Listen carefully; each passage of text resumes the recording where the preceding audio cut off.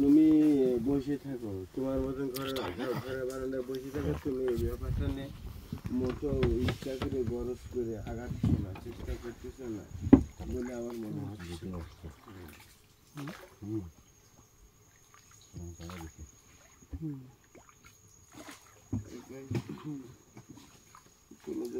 ঠিক আছে, সুন্দরবনের মধ্যে প্রথম আসলাম এত গভীরে, আসার পরে বুঝতে পারতেছি সুন্দরবন কতটা মুখে বলা সহজ, ভিতরে এসে কঠিন, ঠিক ঠিক কঠিন। ঠিক আছে, মানে প্রথমে ঢোকার সময় একটা অন্য মানে শরীরটাকে আমাদের অবাস হয়ে গেল, এখন আলহামদুলিল্লাহ ভালো লাগতেছে। আর অভিজ্ঞ লোক রয়েছে, আর এটা তো আসলে সুন্দরবনের সবচেয়ে অভিজ্ঞ লোক হচ্ছে ভাই, আর যে জন্মলগ্ন থেকে ভাই ছোটবেলা থেকে সুন্দরবন করতেছে, বহন করতেছে। কি অবস্থা এই জায়গাটা, রাস্তা ব্লক হয়ে গেছে।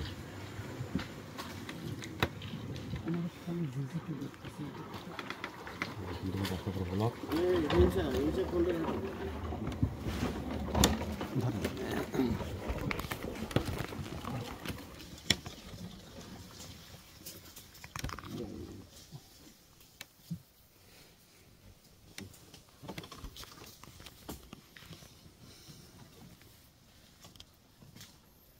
রাস্তা বন্ধ হয়ে গেছে।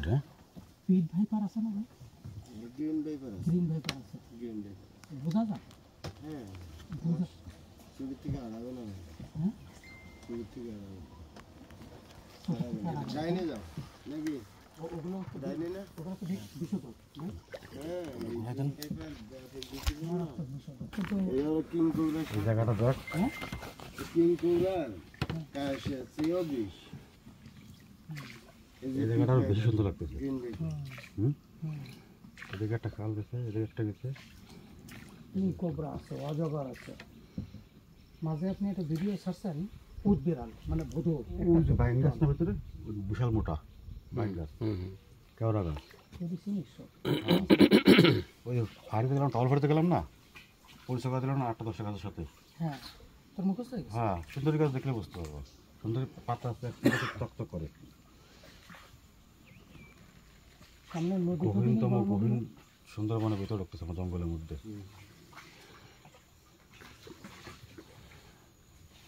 আমরা যে এলাকা দিয়ে ঢুকছি সেই এলাকা দিয়ে আর ঘুরবো না, বুঝছো, অন্য রুট দিয়ে ঘুরবো।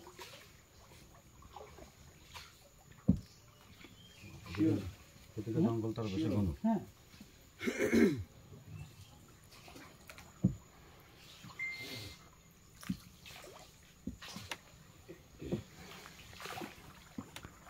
এই অঞ্চলের যারা মানুষ হয়েছে এনাদের এই সুন্দরবনের উপর হক রয়েছে, কারণ এই কঠিন জীবনের সাথে তাল মিলায় এনারা চলে।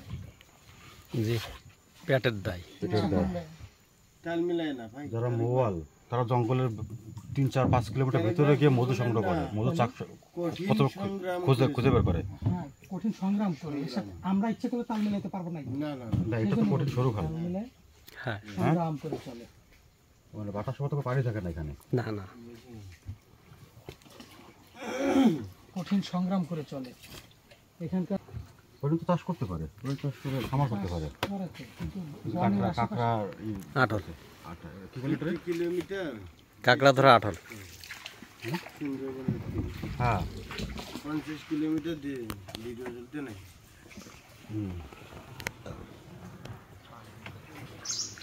তাহলে এগুলো কাঁকড়া ডিবি করতেন। যাও না, থাকে গিয়ে আবার কিছু থাকে না যাইতে একটা করে বিস্কুট খাও। লোকজনের শব্দ পাওয়া যাচ্ছে।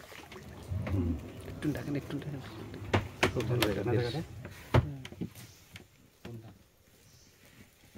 কাঁকড়া পড়ে গেলাম।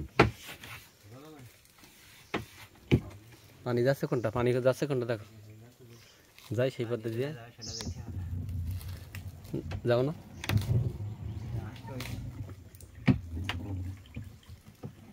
কেমন লাগছে? আলহামদুলিল্লাহ, এটাই তো জীবন। আমার জন্মভূমি বাংলাদেশকে নিয়ে গর্ব করার মতো একটা জিনিস আছে, শুধুই সুন্দর। সুন্দরবন। এই কেউ বিস্কুট খেলি নেন। আমার এই খুলনাকে নিয়ে মাঝে মাদারীপুর থেকে ভাই বিস্কুট খান ঢাকা থেকে মেহমান আসছে গাড়ি নিয়ে, বুঝছেন? আপনার জন্য